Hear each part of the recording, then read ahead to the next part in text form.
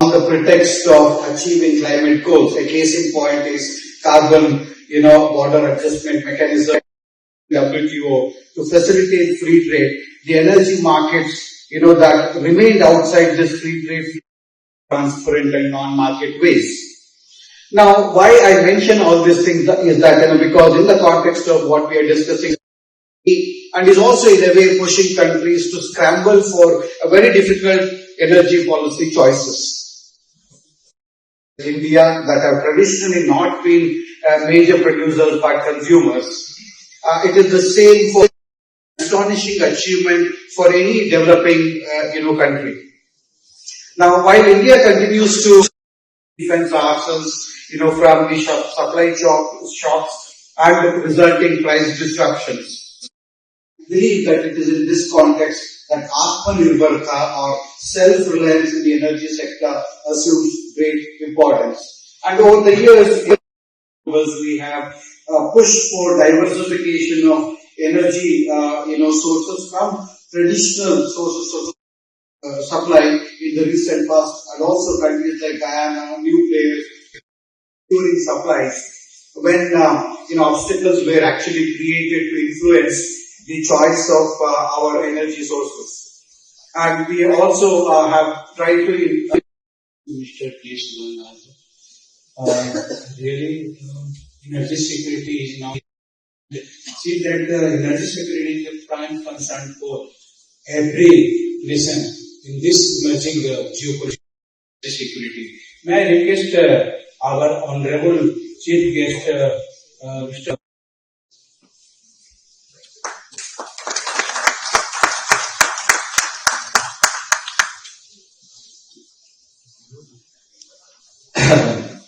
Mr. Prabdas, Ambassador Gupta, Mr. Gangadhar, Ms. Banerjee,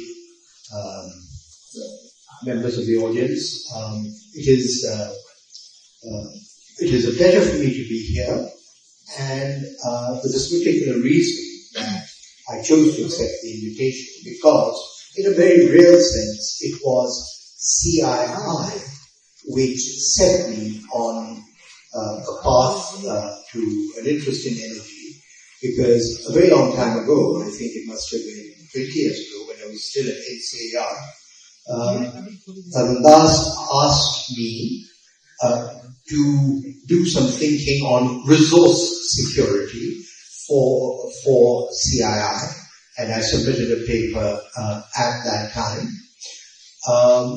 and that then led to an interest in energy and interactions with the Planning Commission, and then the offer to join Royal Dutch Shell. And so this is an issue of considerable interest to me, but in a fast-changing economic environment. I was asked to give a keynote speech. I come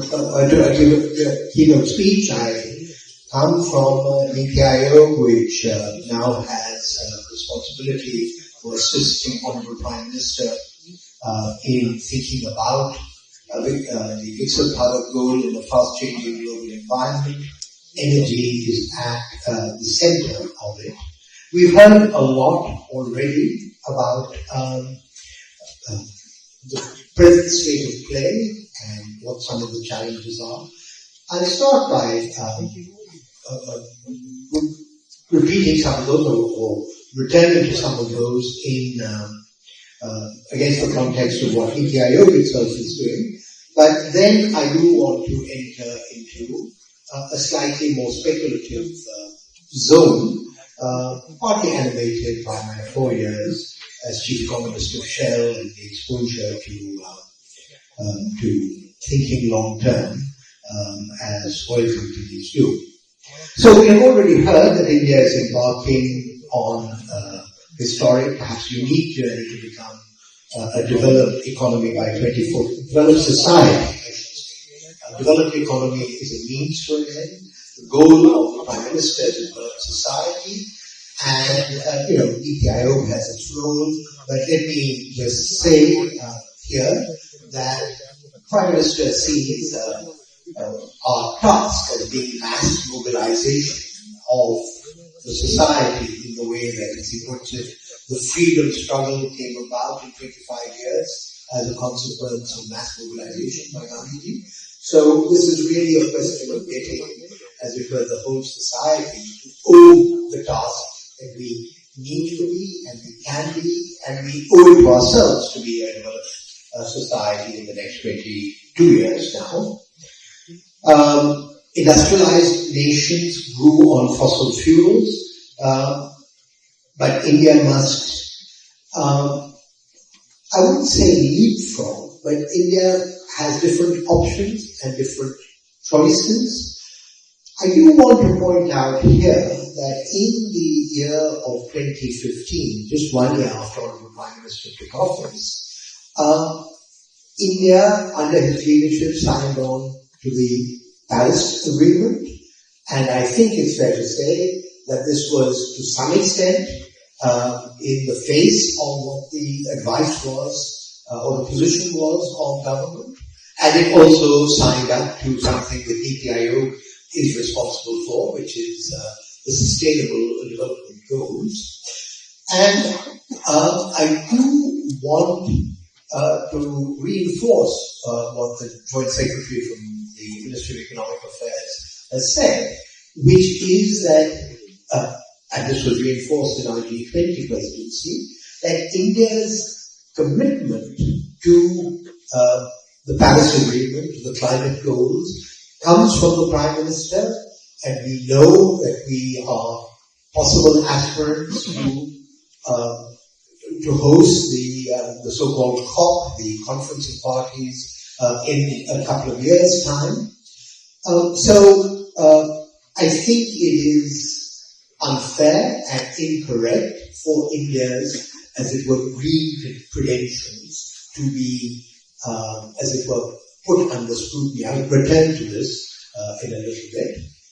But this has to be reconciled with the Viksit Bharat goals. And I think as all of us take the message out, we need to stress to the rest of the world the audaciousness and boldness of the challenge that India, under the leadership of Prime Minister Modi, has taken on. Because these are, at the end of the day, new, untested technologies at scale in many ways. I'm talking about solar, wind, etc. Everybody else has developed without care for the environment. We are trying to be prudent custodians of the environment. But as was said, it is our national self-interest that has to dedicate that has to determine our energy policies. But that a self-interest, both diplomatic and technical, will be determined in a fast-moving global environment and to some extent technological environment. But here I do want to share a slogan that was used at Shell. By the way, it's a long time since I left Shell, 2016. But I think the phrase or the slogan that was used then remains relevant. They said that where the world will be in 30 years is not so much about breakthrough technologies, but about technologies breaking through.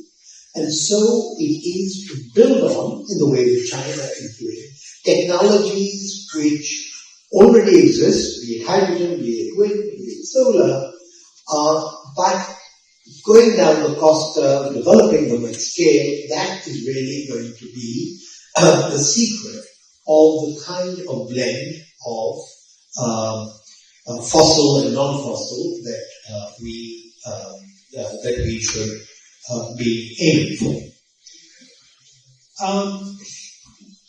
I won't go over, in the interest of time, all the numbers about the enormous increase in scale of our energy demand, but the one point I would make, I would stress, because it has in its own way come up in the earlier remarks, is that there are these two quite different concepts of energy security. There is energy security as a diplomatic challenge, ensuring that you are not disadvantaged because of the actions of others. You have choices.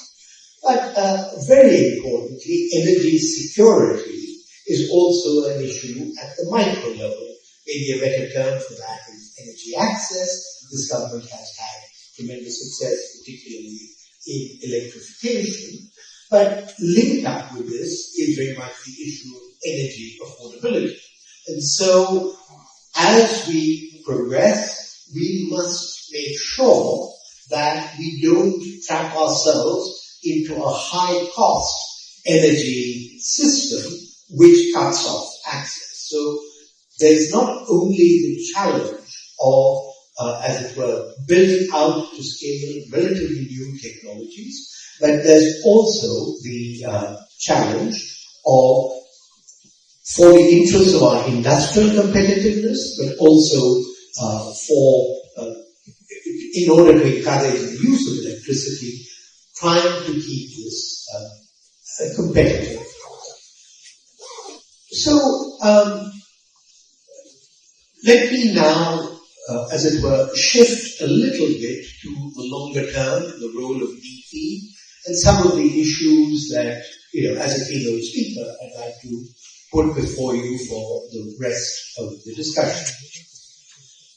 So, there was a set of doctrines at a time when renewables were just a small part, hydro basically, of our energy mix, particularly our electricity mix, and where the question really was a short supply of hydrocarbons.